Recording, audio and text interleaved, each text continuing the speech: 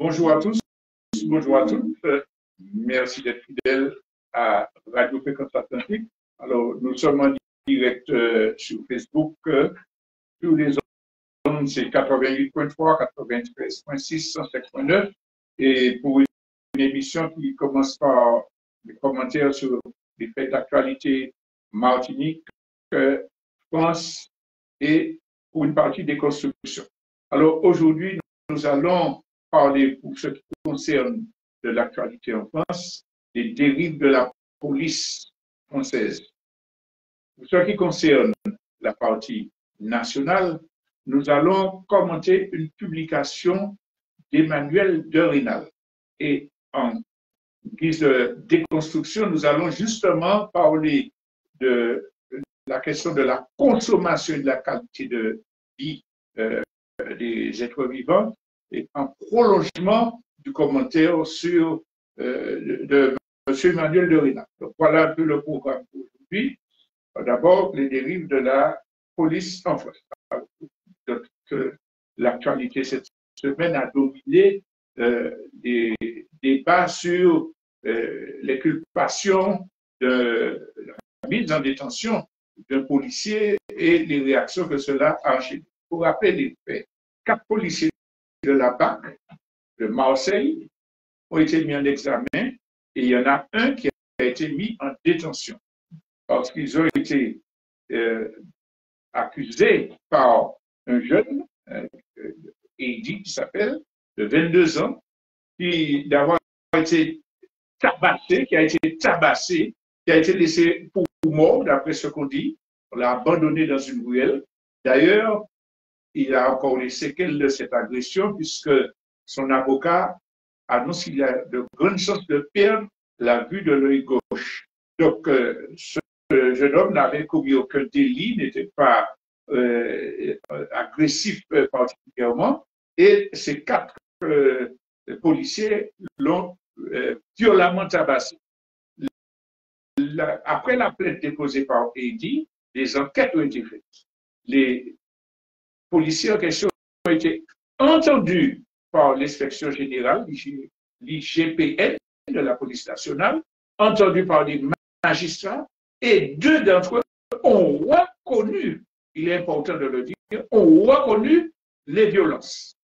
Donc, les magistrats les ont mis en examen et ont mis en détention l'un d'eux qui, certainement, s'ils l'ont fait, était particulièrement concerné par les violences. Alors, face à cette décision des magistrats, un grand nombre de policiers ont organisé une rébellion, une mobilisation pour dénoncer l'arrestation, pour être solidaire des 4 délinquants, il faut dire, solidaire de 4 délinquants, puisque les magistrats et l'IGN ont entendu ces gens-là et que les violences sont arrivées. Et que ça s'est traduit par quoi? Par des centaines d'arrêts du travail, congés maladie, par des fermetures de commissariats, par des mobilisations devant les commissariats en tournant le dos au public, également par le refus de collaborer, de coopérer avec la justice. Tous ceux qui pouvaient témoigner, je n'ai rien vu, je ne me souviens de rien. Donc, il s'agit bien d'une corporatiste pour soutenir des délinquants. Alors, évidemment, c'est quelque chose d'excessivement grave. Ça aurait pu rester là si les autorités compétentes avaient dénoncé ce fait et avaient sévi, avaient pris des sanctions contre ceux qui soutiennent un acte de délinquance et qui demandent, écoutez bien, et qui demandent que les policiers ne soient pas mis en prison, quel que soit ce qu'ils aient fait. Ça aurait pu rester là s'il y avait une réaction saine, juste des autorités. Mais ce n'est pas le cas. D'abord, le président Emmanuel Macron, suivi de la première ministre Elisabeth Borne, font des déclarations, oui, je comprends les policiers qui ont de bonnes différences, il ne faut pas faire d'amalgame, oui, mais il faut que justice soit faite. C'est-à-dire qu'il n'y a pas de dénonciation ferme d'actes délictueux, de critique de la magistrature en violant la séparation des pouvoirs. Il y a un genre de jeu politicien pour ne pas prendre position et pour ne pas gêner la police. Et on comprendra pourquoi. Mais le plus grave vient après, c'est que le directeur général de la police nationale fait une déclaration pour dire que quel que soit ce que des policiers auraient fait, ils ne doivent pas être mis en prison. On doit attendre le procès. On se rend compte de la gravité de cette affaire. Ça veut dire que les policiers, pour qu'on a déjà pris là, des trafics de drogue, certains violés, etc., eh bien, tant qu'il n'y a pas le procès, et on sait comment ça se fait pour les procès concernant des gens du système, alors, quand ça dure des années ou pas, on ne met pas des voyous, on ne met pas des délinquants, on ne devrait pas mettre des trafiquants de drogue, hein, des gens qui contrôlent, qui s'immiscent dans des réseaux de prostitution, ça existe. Il y a des condamnations qui ont été faites. Alors, tous ces gens-là, sous prétexte qu'ils soient policiers, ne devraient pas aller en prison. Vous comprenez bien que c'est une chose absolument inacceptable du point de vue du poids et de la justice. N'empêche que le directeur général de la police déclare qu'on ne doit pas mettre les policiers en prison. Hein, quel que soit ce qui a été fait, on attend le procès. Alors, au-delà de la posture du directeur qui devrait normalement être sanctionné pour cette déclaration, on a le ministre Darmanin qui avait déjà dit « je renouvelle toute ma confiance au directeur de la police ». On a Darmanin qui revient de son voyage avec Macron et qui reçoit les syndicats de la police. Pas tous. Il n'a pas invité le syndicat de la police CGT qui a une position différente. Il n'a invité que ceux qui affichent leur sympathie avec la droite et l'extrême droite. Et puis au sortir de cette affaire-là, il renouvelle, j'ai compris leurs revendications, etc. Et il ne condamne pas donc les gens en question. Mais il est les délinquants en question. Alors, mais il est quand même important de signaler les déclarations du secrétaire général de la police, de la CGT police, et on comprendra pourquoi il n'a pas été invité. Il nous semble qu'il y avait un petit problème de micro. On n'a pas entendu tout ce que j'ai dit là. Je recommence. Bon, alors, désolé, on vient de nous signaler, parce que ça passait sur Facebook. Oui. Alors, bon, alors, on va continuer l'information. C'est dommage parce que les auditeurs radio n'ont pas entendu. Allez, on va refaire. Je suis vraiment désolé de cet incident technique. Les gens de Facebook vont le comprendre parce que le micro était bloqué. Et donc, je parlais dans le vide. Le premier point d'actualité que nous avons commencé à développer concerne l'international, la France précisément, et les dérives de la police en France. Ensuite, nous allons parler d'une déclaration d'Emmanuel de Rênal et la partie des constructions va s'arrêter sur la question de la consommation et de la qualité. Donc, concernant les dérives de la police en France, mille excuses pour les amis de Facebook qui ont déjà entendu, je répète que toute l'actualité de cette semaine a été occupée par des débats concernant la mise en détention d'un policier. Et nous rappelons les faits, 4 policiers de la BAC de Marseille ont été mis en examen. L'un d'entre eux a été incarcéré après avoir été entendu par l'inspection générale de la police nationale et par des magistrats. Cela fait suite à une plainte déposée par un jeune de 22 ans, Heidi, qui a été violemment tabassé par ces 4 individus, donc les policiers de la BAC de Marseille, abandonné pour mort dans une ruelle et très gravement touché puisque son avocat indique qu'il y a de grandes chances qu'il perde, il y a de grandes probabilités qu'il perde la vision de l'œil gauche. Et ça s'est passé dans la nuit du 1er au 2 juillet.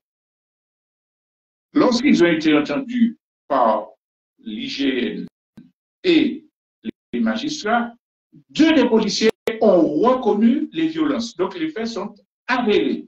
Et vraisemblablement, celui qui a été mis en détention l'a été parce que son rôle a été évoqué lors de ces rencontres. Alors, voilà donc les faits. Et face à ça, il y a eu une mobilisation qui a été organisée par une partie des forces de la police un peu partout et pour défendre les délinquants en question. Et ça s'est traduit par des centaines d'arrêts de travail, congés de maladie abusive, par des fermetures de commissariats, des manifestations devant les commissariats, le dos tourné au public. Ça s'est traduit également par le refus de coopérer avec les autorités judiciaires.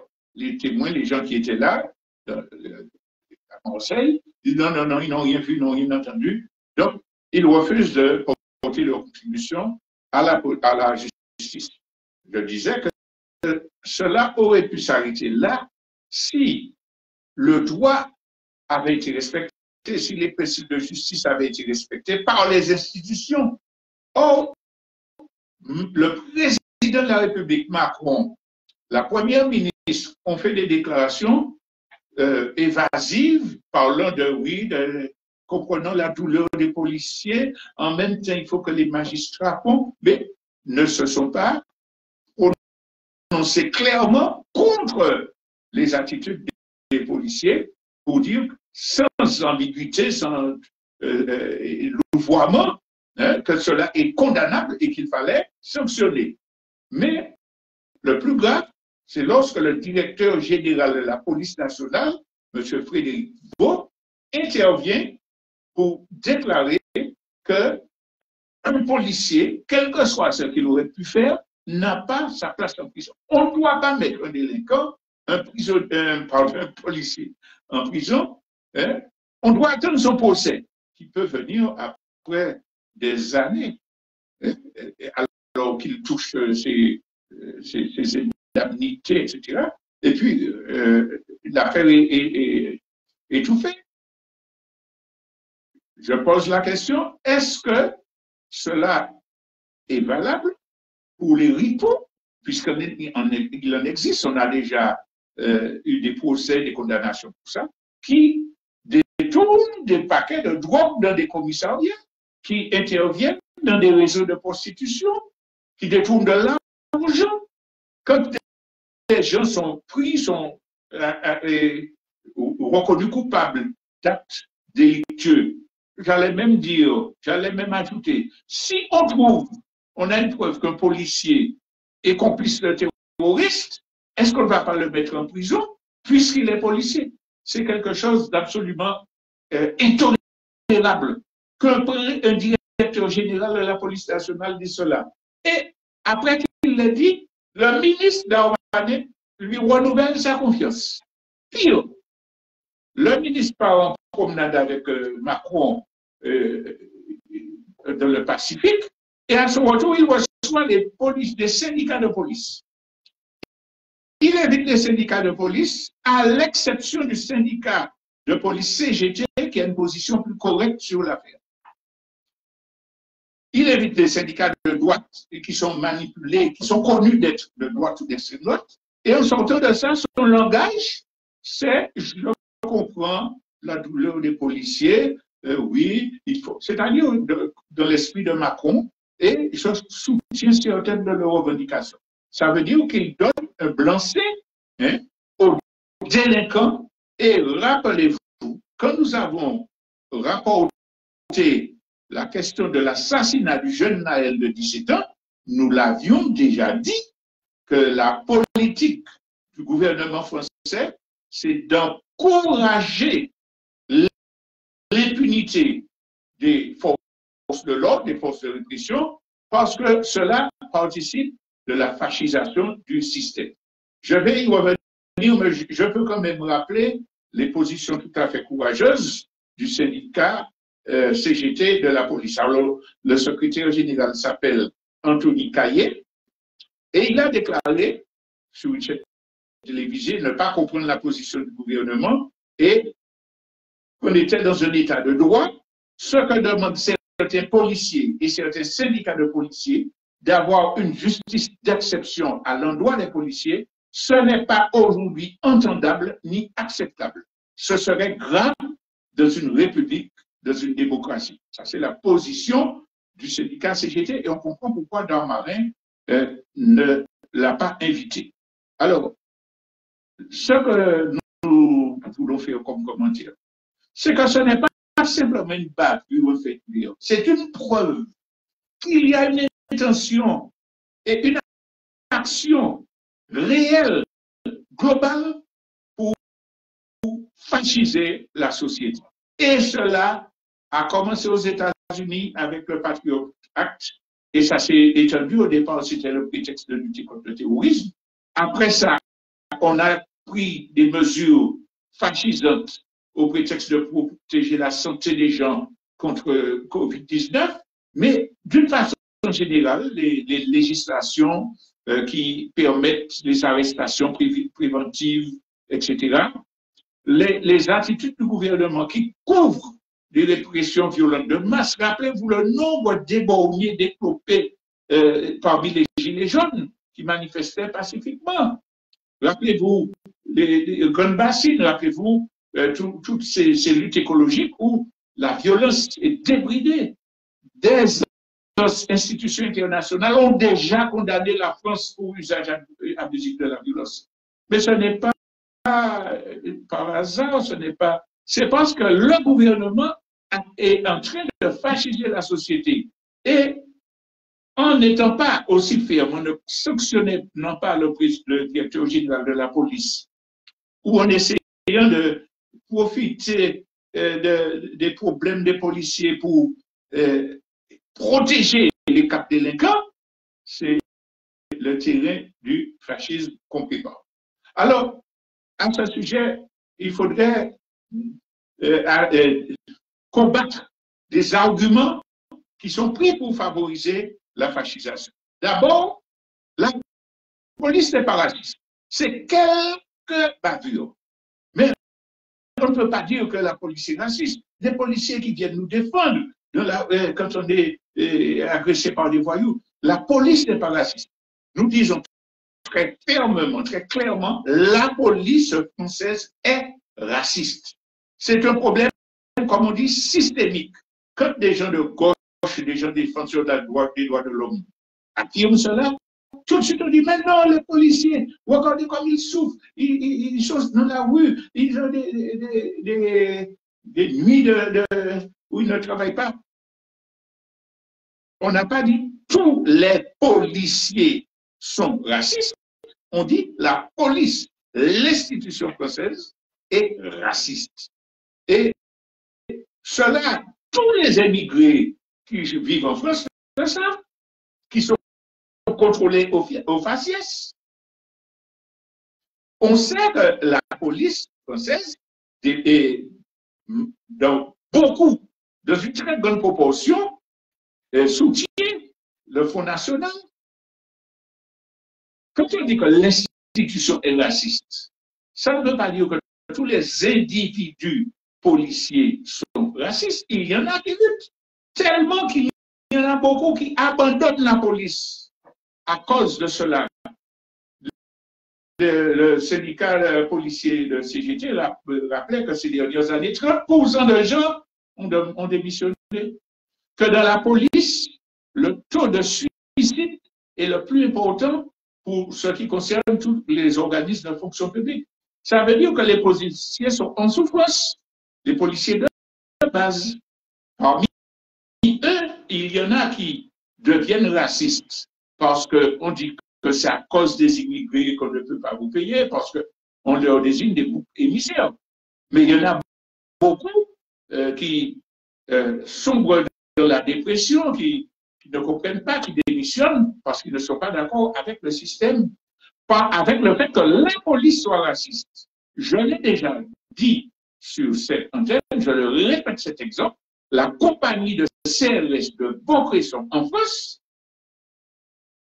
était profondément raciste à tel point que des CRS d'origine martiniquaise nous ont contactés, nous avons dénoncé ça publiquement, ce qui avait, à l'époque, ça fait une vingtaine d'années, déclenché des enquêtes générales, des sanctions et des remaniements. Donc, des gens des CRS nets disaient, ce sont des racistes, ils mettent des excréments sur notre placard. Quand on est dans les cars, on les entend dire sale bougnoule, sale nègre, etc. On ne peut rien faire. Le système policier est raciste. Alors, quand on essaie de faire un amalgame pour dire ne critiquez pas les délinquants, ne critiquez pas le système judiciaire, le système policier français, sous prétexte que certains policiers de base viennent nous défendre et ne le sont pas, c'est une inversion des conditions qui se fait là. Il nous faut refuser ce genre d'amalgame, ce genre d'argumentation qui sont absolument démagogiques. Et ça m'amène à prendre le dernier point sur cette question-là. En Martinique même, nous avons eu l'occasion d'entendre des gens nous le dire, mais oui, mais il ne faut pas critiquer la police. Même s'il y a des bavures, etc., parce qu'on aura toujours besoin d'une police. Mais quand on sera indépendant, il faudra qu'on ait une police. Mais c'est un argument qui est inacceptable. Parce qu'il y a police et police. Il y a des polices qui peuvent être au service d'une société, et puis il y a des polices qui servent la domination, qui sont racistes. Ce n'est pas parce qu'on aura besoin d'une police qu'il ne faut pas critiquer une police qui est scélérate, qui est violente, qui est raciste. Et au contraire, il faut le faire pour que les gens qui seront dans la police que nous aurons à construire dans un pays indépendant sachent que nous ne pouvons pas jouer là. Il nous faut prendre des exemples de police alternative, aller donc à Cuba, que les ignorants appellent dictature, pour voir comment la police se comporte vis-à-vis de la population. Il faut aller sur place. Il faut aller voir comment la police actuelle du Venezuela a des comportements différents de la police du temps des dictatures au Venezuela. Donc, on a besoin d'une police. On peut compter sur des êtres humains bien formés et contrôlés qui voient que si il y a bavure, on est vraiment sanctionné pour construire une société valable. Donc, voilà ce que je voulais dire concernant le premier point. Alors, le deuxième point concerne une publication d'Emmanuel de Rhinal. Emmanuel de Rhinal s'est impliqué, qui prétend vouloir réconcilier, être progressiste, etc. Et ce monsieur publie un texte sur Facebook, à publie donc, et ce monsieur publie un texte que je vais vous lire avant de le commenter. Je vous demande une attention particulière parce que on n'a pas parlé dans j'ai dit que c'est une actualité, on n'a pas parlé dans les grands médias, mais ça a fait fleurir sur les réseaux sociaux parce que il est clair que ce fait d'actualité montre l'état d'esprit de la caste aujourd'hui, ses intentions et ce qu'elle propose en matière de développement de notre pays. C'est donc le fameux Emmanuel de Rhinal. Je me rappelle être né dans une Martinique où les grandes surfaces alimentaires n'existaient pas encore. À cette époque, nous, je dis nous, lui qui écrit de Rhinal, à cette époque, nous étions incapables d'acheter régulièrement du beurre. On se rabattait sur de la margarine. La ville du boucher n'était pas accessible au porte-monnaie. On devait attendre que le cochon du voisin soit tué ou que le bœuf du quartier soit dépecé. Nos encas se limitaient à un quignon de pain souvent rassis, beurré de confiture. À cette époque, nos placards n'étaient pas garnis de paquets de biscuits, de céréales, de petits déjeuners, de barres chocolatées, encore moins de Coca-Cola ou d'Orangina, qui étaient alors des boissons d'exception. La vie de mon enfance, pardon, le Rhinal dérange tout, hein, même les ordinateurs. La vie de mon enfance était bien plus chère qu'aujourd'hui. Elle offrait 1000 fois moins de choix que maintenant. C'était le temps des lolos, des marchés, des voisins et des jardins. Le temps de la sobriété naturelle. Je fais partie de ceux qui ont vu fleurir les premiers hypermarchés de Martinique. Et je me réjouis du pouvoir d'achat qu'ils m'ont brusquement apporté. Enfin, aujourd'hui, les boucs émissaires de la vie chère est non seulement injuste, mais malhonnête. Ils sont en vérité les premiers libérateurs des consommateurs, malgré parfois quelques effets périodiques. Voilà ce qu'Emmanuel de Rhinal a osé écrire. De mon point de vue, c'est méprisant, c'est raciste. Emmanuel de Rhinal considère que les Martiniquais sont des imbéciles. Il s'imagine qu'un seul Martiniquais ne se rendra pas compte de la malhonnêteté de ses propos. Pour commencer, nous n'avions pas de beurre. Nous ne pouvions pas faire ci. Nous ne pouvions pas acheter de viande. Qui nous qui fait ça? Le nous qui ne pouvait pas acheter de beurre, le nous qui ne pouvait pas acheter de viande, c'était les afro-descendants. C'est les descendants d'Indiens. C'est les malheureux que les deux rénales, les ayottes, bref, la caste exploitait, pillait. Quel béquet n'achetait pas de beurre, mangeait du pain rassis avec de la confiture. Alors, aujourd'hui, où qu'on nous aujourd'hui, on a de quoi être scandalisé. Mais ce nous est méprisant. Ça méprise notre intelligence collective. Il a toujours mangé.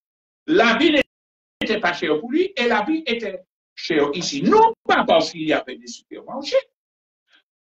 C'est parce que les béquets, la caste qui contrôlait l'agriculture, contrôlait l'export, l'import-export et imposait des prix. Comme aujourd'hui, la vie est toujours excessivement chère parce que la caste contrôle les supermarchés, impose des prix parce que la caste vend des pièces détachées 4 fois plus chères qu'elles ne sont vendues en France. Parce que la caste impose dans les banques des taux pour les prêts qui sont nettement supérieurs à ceux de France. C'est sa caste, lui, qui de tout temps, avant et après, impose la vie chère. Les grandes surfaces n'ont rien à voir avec ça. Parce que justement, il y a des politiques qui sont menées pour essayer de freiner. Parce que le gouvernement français voit bien que ça va exploser. Il dit n'exagérez pas trop, etc. Monsieur de Rênal pleure pour la vie chère. Nous mangeons des quignons de pain de margarine. Pourquoi? Mais parce que vous ne payez pas vos ancêtres, ne payez pas les travailleurs, ne les déclarez pas. Envoyez la force de répression française tirée à balles réelles sur des gens qui demandaient le SMIC en 1974 ou qui demandaient 1 franc en 1900. C'est pour ça qu'ils ne pouvaient pas acheter de beurre. C'est pour ça qu'ils ne pouvaient pas acheter de viande. Et puis vous osez parler de manger de la viande seulement quand un voisin tue un cochon ou que le quartier tue un bœuf. Mais c'est le génie, c'est la résistance du peuple martiniquais contre votre caste qui faisait que malgré les difficultés, ils élevaient un petit cochon, ils nourrissaient un bœuf. Vous oubliez, M. de Rênal, de dire que quand un malheureux tuait un bœuf qu'il avait soigné, qu'il avait élevé sous la pluie et sous le soleil, quand il le tuait dans le quartier, votre géreur venait choisir les meilleurs morceaux. Il les prenait gratuitement sous prétexte que le bœuf avait mangé dans la savane du béquet. Vous oubliez ça? Ou ne faites pas semblant de ne pas savoir, vous le savez. Vous dites, et puis, on mangeait de la viande, c'est quand les quartiers dépeçaient un bœuf. Hein? Nos placards n'étaient pas garnis. Il n'y avait pas de biscuits, il n'y avait pas de Coca-Cola. Nos placards n'étaient pas garnis parce que vous payez un ouvrier agricole en dessous de ce qu'il devait percevoir. Et que jusqu'en 1974, où la grève a eu lieu pour imposer un salaire un peu plus décent, dans toutes vos habitations, il y avait une boutique. Ce n'était pas le caïdon comme en 1870, mais il y avait la boutique. Et que vous payez devant la boutique la semaine et les gens allaient verser le pain à la boutique du béquet qui vendait des prix, de la morue, de l'huile, tout ça, à des prix exorbitants. Vous passez comme ça. Et Madame de Rênal, vous passez comme ça. Le placard n'était pas garni, c'est pas parce qu'il n'y avait supermarché. C'est parce que tu as volé l'argent, c'est malheureux. Quand toi, tu as volé l'argent, c'est malheureux. Puis j'ai eu, M. Emmanuel de Vrina. Mais maintenant, si nos placards devaient être garnis avec des barres chocolatées qui rendent des enfants obèses, du Coca-Cola, etc., etc., le bénéfice de qui ces produits-là? C'est bon pour leur hygiène? C'est bon pour leur santé? Vous osez dire que les supermarchés ont donné du pouvoir d'achat. Pardon. Vous volez l'argent des gens dans ce supermarché et vous dites que ça donne aux gens du pouvoir d'achat. Remarquez que ça rejoint l'analyse que nous avons tous faite de ne pas utiliser le mot pouvoir d'achat, que c'est une manœuvre du système capitaliste. On n'a pas besoin de pouvoir d'achat, on a besoin de pouvoir de vie. On a besoin de pouvoir de vie, pas de pouvoir d'achat. Et cette notion de pouvoir d'achat que vous reconnaissez dans vos propos signifie que je vous donne de quoi venir acheter chez moi et puis mettre des pains chocolatés, de l'orangina. Remarquez que vous n'avez pas dit du jus de fruits local, vous n'avez pas dit des dachis. Les produits que vous vendez. Ah, quel développement, quelle belle chose. Et puis, vous me dites là, oui, c'était la sobriété locale. Mais en temps de comparaison, vous comparez la consommation d'avant et d'aujourd'hui. Vous êtes au courant aussi de l'agriculture, on pourrait comparer. Avant, nos anciens et nos aînés utilisaient du fumier pour planter d'achine, igname, des mouns, job levé. Mais vous, avec votre monoculture, vous tirez fumier, vous avez mis des produits qui ont empoisonné 92% de notre population. Sobriété locale, sobriété naturelle, et puis vive les supermarchés. Ce monsieur fait semblant d'ignorer les conséquences de la consommation. Nous allons les rappeler tout à l'heure dans la partie des constructions. Mais ce que nous voulons dire, c'est que ce monsieur, après avoir écrit ce que nous avons lu, traite les gens qui dénoncent les effets nocifs des hypermarchés de malhonnêtes.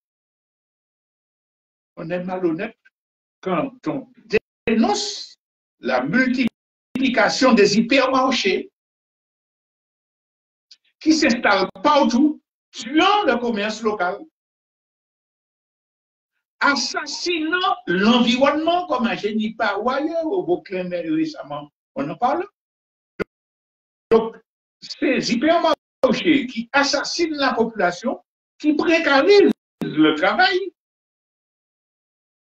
qui offrent à la population des produits très chers, nocifs pour la santé, vous dites que ça libère le consommateur. C'est la première bonne libération du commerce. Je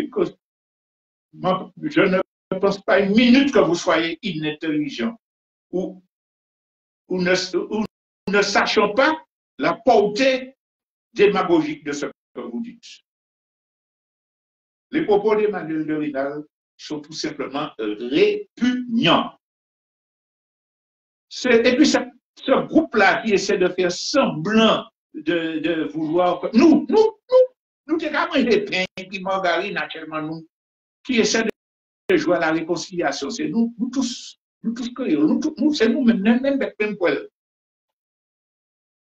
Ces gens-là qui font semblant d'être pour la réconciliation, ce sont les pires suprémacistes, les pires hypocrites. Parce que, de toute façon, nous savons que tant que la communauté péquée continuera à être une caste suprémaciste prédatrice, il n'y aura jamais de réconciliation. Tant que les victimes de la colonisation, de l'empoisonnement par les pesticides, des inégalités de traitement ne seront pas indemnisées tant que la situation, l'organisation même de notre pays ne va pas mettre à égalité tous les êtres vivants, tant qu'il n'y aura pas réparation, il n'y aura pas de réconciliation. En tout cas, ce texte de Emmanuel de Rênal, je pense qu'il va rester dans l'histoire comme exemple des insultes à notre peuple martiniquais. Voilà, alors, on va peut-être respirer musicalement et j'ai annoncé que le texte de déconstruction va parler de consommation et de qualité de vie. Mais je tiens quand même à dire à Emmanuel de Rênal qu'il s'imagine peut-être que la domination de la caste sera éternelle. Il y a un moment où il va se réveiller, il va dire, je m'étais trompé, parce que tout cochon n'y s'en dit.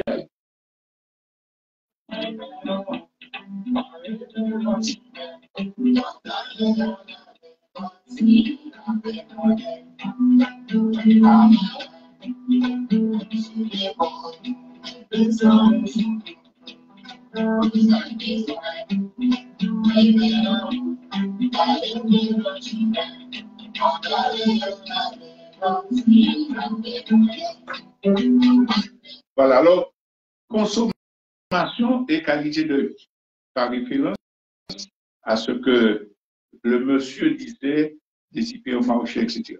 On va commencer par rappeler que le concept de société de consommation est apparu aux États-Unis avant la guerre, la Deuxième Guerre mondiale, à un moment où l'industrie des États-Unis était florissante, il y avait abondant, et on produisait abondamment des produits de toutes qualités, machines à laver, tout ça.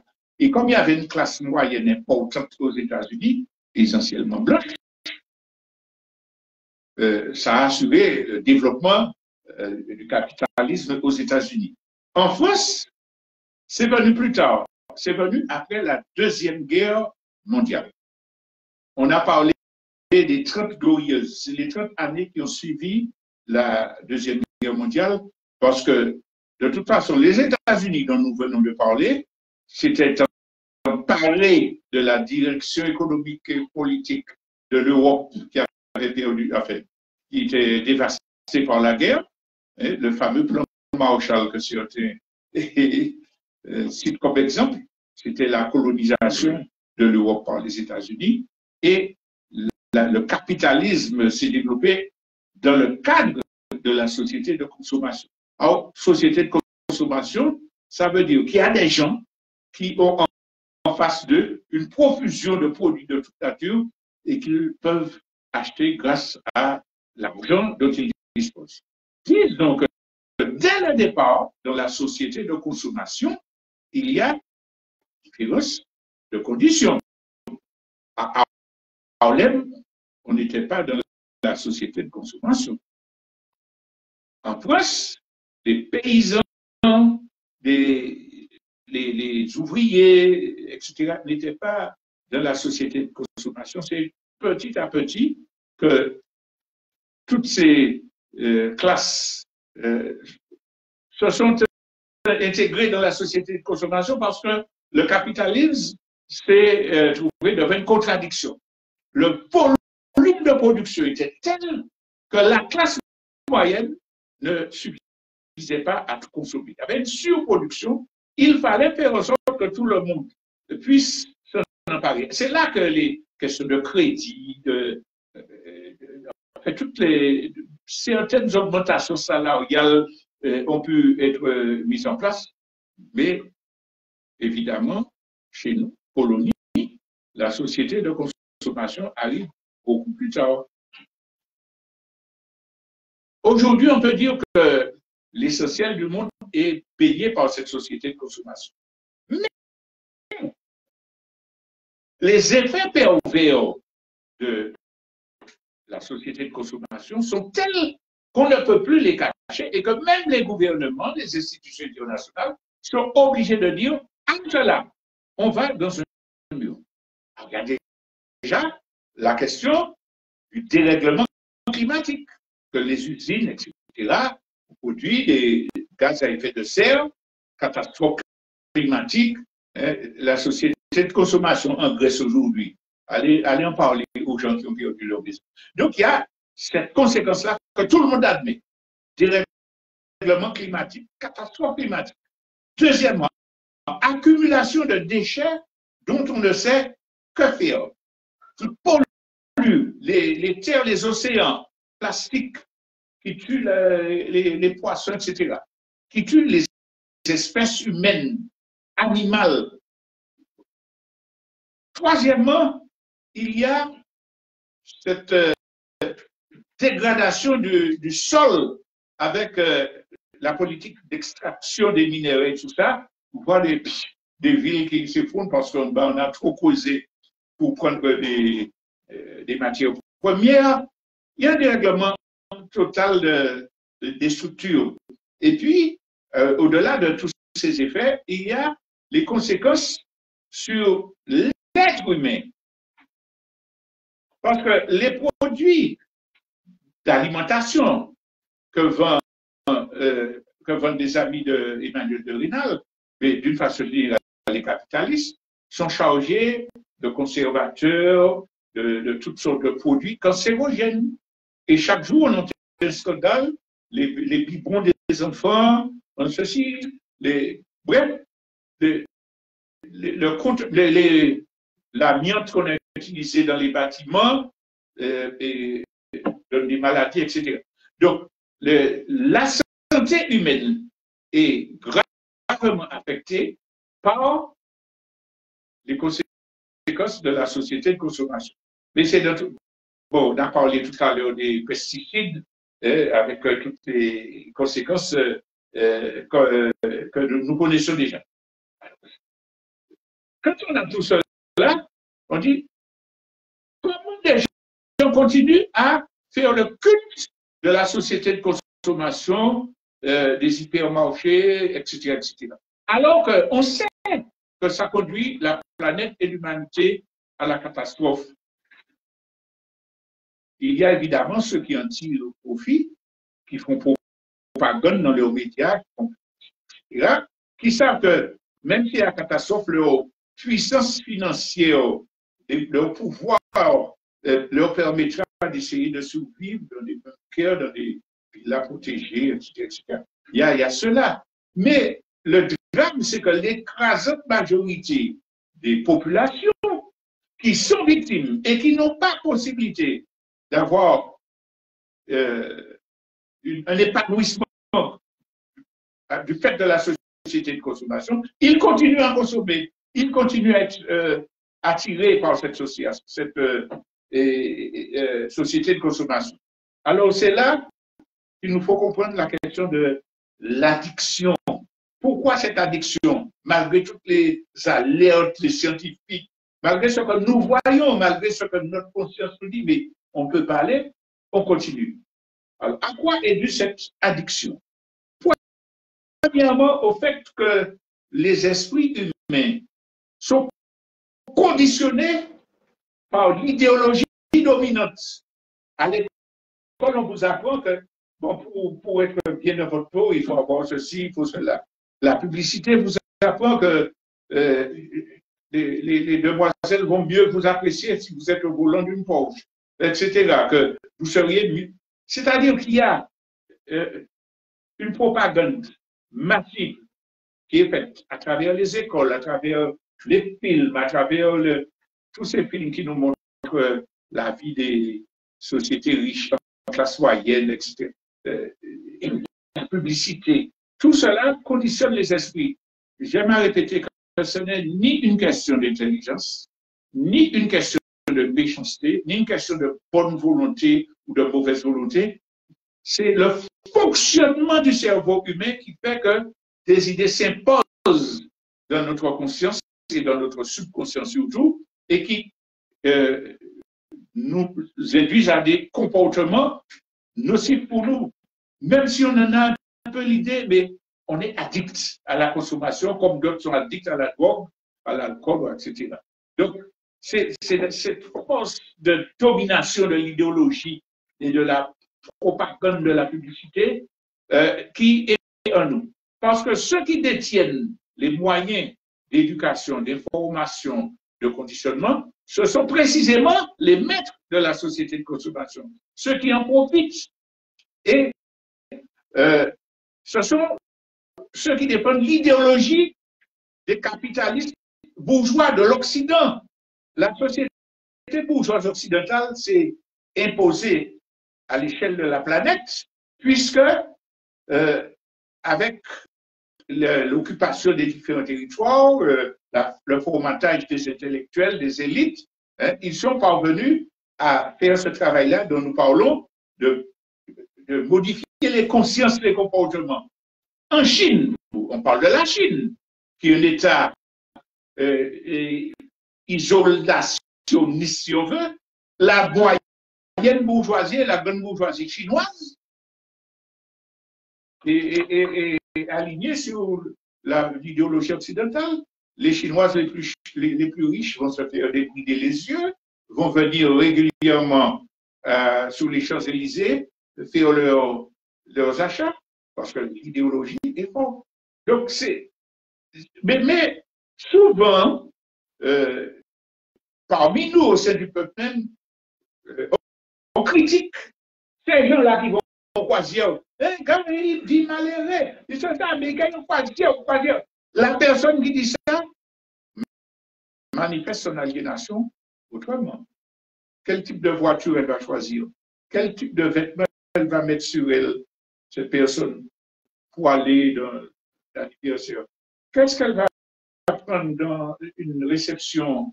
Une coupe de champagne, ou bien un citron, ou bien de l'eau de coco?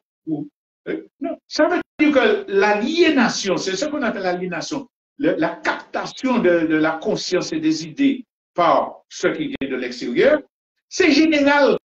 Alors, ce n'est pas tellement de voir la paille de l'œil de l'autre et puis ne pas voir la poutre qu'on a le sien, c'est de comprendre que c'est un phénomène à combattre, c'est une aliénation à combattre et que nous en sommes tous victimes. Alors là, il faut comprendre que toutes ces conceptions qui nous sont développées par les médias, par les élites économiques, politiques, etc., eh bien, si nous ne nous en débarrassons pas, nous aurons tous les effets dommageables de la société de consommation dont nous avons parlé plus haut. Alors, c'est là qu'il faut vraiment faire attention à l'aspect psychologique de la question. Si vraiment nous voulons protéger notre état physique, notre santé, l'état de notre pays, les relations humaines, sociales valables, si nous voulons protéger notre environnement, etc., il nous faut dire, stop là, il faut lutter contre la société de consommation, les conceptions idéologiques, économiques et autres prônées par l'Occident, prônées par la bourgeoisie, prônées par les classes supérieures, prônées par Emmanuel de Rênal et ses hypermarchés. Il nous faut dire, bon, ça caille, puisque nous tous addicts, nous tous conditionnés, mais si nous ne pas fait ça, nous ne pas mourir. Nous ne pas aller de ce côté. Il faut qu'on comprenne qu'il y a une dynamique à organiser individuellement et collectivement pour combattre la société de consommation. Alors, on a déjà fait part de la question de l'aliénation globale, où on est conditionné, parce que le paysan, l'habitant de la province de Bordeaux, là, pense que pour réussir, il faut monter à Paris, il faut faire ceci, il faut faire cela. Donc, ça existe globalement dans toutes les sociétés capitalistes. Mais nous avons de plus l'aliénation qui a été induite dans l'esprit des colonisés. Il faut faire comme le blanc, il faut faire comme le français pour pouvoir être quelqu'un, pour pouvoir se sentir épanoui. Évidemment, comme on ne sera jamais comme lui, on va rentrer dans un cycle de désarroi mental, dans un cycle d'errance, comme dirait la vision. Mais il y a cette aliénation du colonisé qu'il faut combattre. Par l'exemple de militants qui veulent la libération du pays sont tellement aliénés qu'ils pensent que c'est si j'ai un coup de main que je pourrais libérer mon pays. Si j'ai un coup d'impunité, je pourrais. C'est là que je serai quelqu'un. Ouais. Là, j'aurai autorité. Toute cette aliénation du psychologique là, il faut qu'on s'en débarrasse. Avec l'aspect obsession du paraître. Beaucoup de choses qui sont faites, c'est parce qu'on veut paraître. On croit qu'en paraissant à travers le matériel, on est mieux vu, on est apprécié. Des gens qui sont sortis de la classe ouvrière, qui sont encore en situation difficile, sont prêts à faire des sacrifices financiers pour montrer que je vais là, je fais ça, j'ai ça. Je ne suis pas capable d'accepter que j'ai un salon un petit peu vieillot.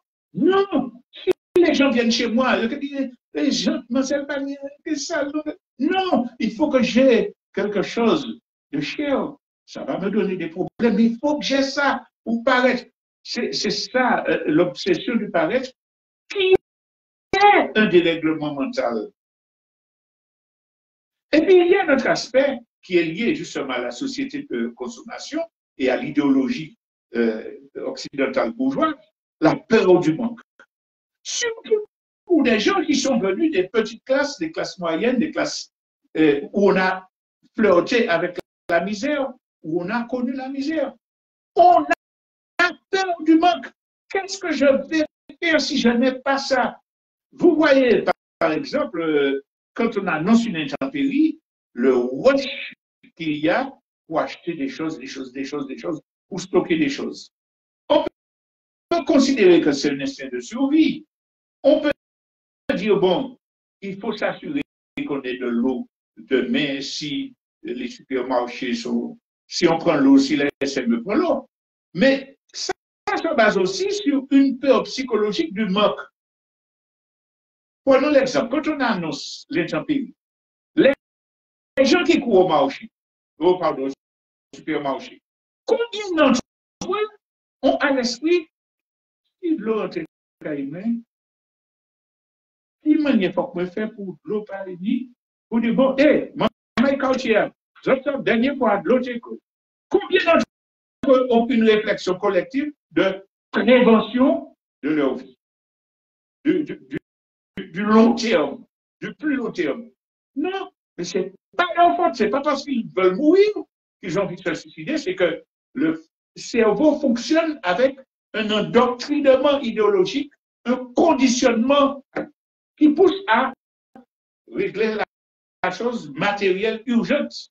Donc, on a tout un travail à faire pour que cet esclavage idéologique-là nous puissions nous en libérer et poser la question, mais en fait, là, nous sommes conscients de tout ça. Que faire pour pouvoir défendre nos intérêts fondamentaux et pour prétendre à une meilleure qualité de vie?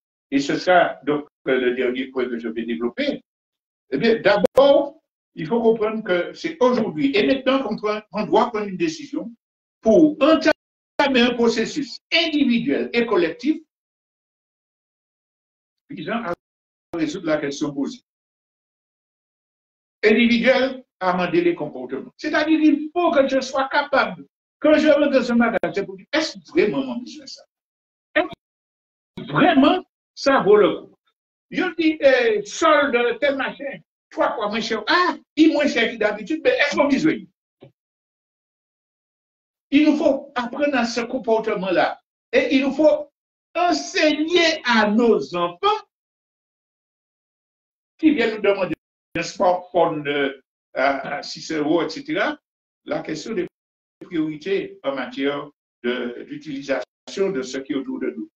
Ce n'est pas la première fois que je le dis, c'est un exercice que nous avons eu l'occasion de faire souvent à l'école. Réunissons-nous et regardons dans la maison tout ce que nous avons acheté que nous n'utilisons pas. Si valeur de tout ce qui est autour de nous, chez nous, et que nous n'utilisons pas. Et puis, disons-nous, si au lieu d'acheter ça que je n'utilise pas, j'avais fait quelque chose de plus productif, utile, etc. Qu'est-ce que j'aurais pu faire qui me serait plus favorable? Cet exercice-là, on peut le faire en famille. Quand un enfant vient vous demander d'acheter quelque chose, ah, mais tout le monde a ça. Est-ce qu'on lui dit, bon, pour avoir la paix, pour qu'on ne dise pas que mon enfant n'a pas, on lui donne ou bien on lui dit, hé, maman, c'est maman là qui a acheté ça, assez-nous. Voilà ce que maman gagne. Voilà ce que papa gagne. Voilà les dépenses du foyer. Voilà combien d'impôts je paie. Voilà la lumière. Il ne reste pas maman. Tu penses qu'il faut acheter ça vraiment? Tant pis, c'est pas il faut éduquer l'enfant à une éducation responsable. Les enseignants, nous avons une liberté pédagogique de choix de texte. Au lieu d'apprendre à manger la petite sirène, cherchons un texte qui pose le problème de la consommation, du partage. Nous avons un travail d'éducation de nos enfants, de nos élèves à faire et de nous-mêmes à faire pour être en mesure de lutter contre la société de consommation. Alors ça, c'est au niveau individuel, mais au niveau collectif, nous avons des associations. Il faut faire des réunions sur cette question-là, des techniques de publicité, les techniques d'arnaque, etc. Il faut que chaque association de quartier prévoit des rencontres avec des gens qui peuvent, des personnes ressources, comme on dit, qui peuvent dire, bon, comment on peut prévenir, comment peut-on éviter les dégâts, les dépenses, etc. Ça, c'est une question comment dirais-je, de choix de société que nous sommes en train de poser. Est-ce qu'on continue à être individualiste, à se laisser porter par la propagande occidentale bourgeoise, ou bien est-ce qu'on prend nos affaires en main, notre vie en main, en prévoyant tous les drames qui s'annoncent à l'horizon? Ce qui pose également la question du pouvoir, parce que le pouvoir, ce n'est pas seulement le pouvoir politique du gouvernement, c'est le pouvoir d'action sur notre vie. Je peux changer ma vie. Je peux influer la vie de mon quartier, sur la vie de mon quartier, si je rétablis des relations sociales et qu'on se met d'accord pour un certain nombre d'objectifs. Et puis, je peux décider de lutter contre la société de consommation. Enfin, boycotter les supermarchés de la caste. Privilégier tout ce qui est local. L'histoire de ça qui est local cliché. Non, c'est pas ça, c'est un faux problème. Parce que dans les supermarchés, il y a quelques produits d'appel qui sont bon marché et il y a un travail qui est fait pour vous obliger à acheter un tas de choses très chères. Au bout du compte, vous perdez plus d'argent. Et le petit agriculteur ou le petit artisan qui vend cher, c'est parce qu'il n'a pas beaucoup de clients. Il est écrasé par la concurrence déloyale des groupes. Mais si nous tous, nous allons vers lui, il aura une possibilité de faire plus et de vendre moins cher. S'il a la garantie que, à donc, quartier, tout le monde a acheté moins. Il n'y a pas qu'à descendre, qu'à initier là. Tout le monde a ça comment qu'à payer, il n'y a qu'à venir acheter. Il y a planter. Quoi faire? Pour les poulets, etc. Donc, boycotter les produits de l'autre et impulser le développement d'une économie endogène. Et puis, ça nous amène, pour terminer, à la responsabilité des groupes politiques, des partis politiques et des élus. Alors, on va continuer à dire il faut attirer des investisseurs, il faut savoir nous vendre. On va continuer à dire c'est la spéculation touristique qui donne le plus de profit. On va continuer à dire ça, mais on va dire tout pour le soutien de l'économie endogène. Pas un jour un congrès sur l'autosuffisance alimentaire, mais dans chaque réunion, dans chaque instance, qu'est-ce qu'on fait pour le développement de l'économie endogène? Qu'est-ce qu'on fait pour bloquer les projets de la société de consommation, les illusions de développement. Donc voilà ce que je voulais dire concernant la société de consommation. Merci de votre attention. Tout à l'heure, nous allons écouter Thierry nous donner des informations sur le pays.